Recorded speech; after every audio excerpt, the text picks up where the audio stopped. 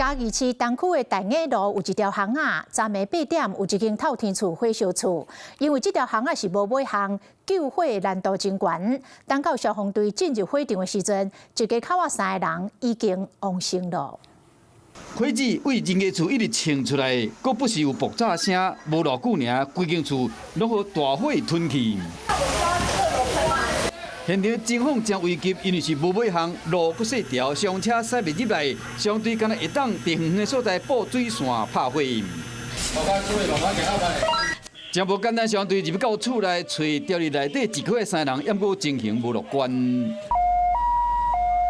無要緊，2人被救出來了後，送去病院。頭殼細哩哦。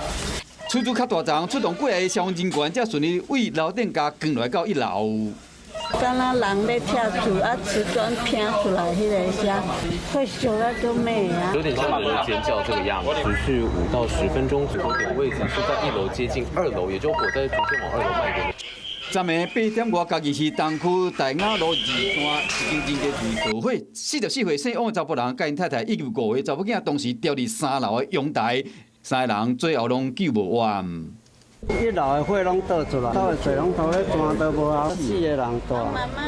媽媽出國，所以我們立即進行一個長距離的布線，是非常的猛烈。那我們大概搶救大概半個小時之後，進入進行搜救。火真猛，頂下夾講3人真無奈，尾去到3樓，抑過因為陽台有倒這個氣密窗啊。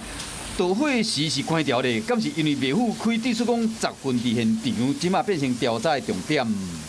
氣密窗是關着的，那當時也沒有打開來。一場惡火帶走3條人命，家屬悲痛萬分，實在難以接受。Hello， 我是莊慧琪，想要搶先掌握最及時的新聞資訊嗎？趕快訂閱、按讚、開啟小鈴鐺，鎖定華視新聞 YouTube 頻道。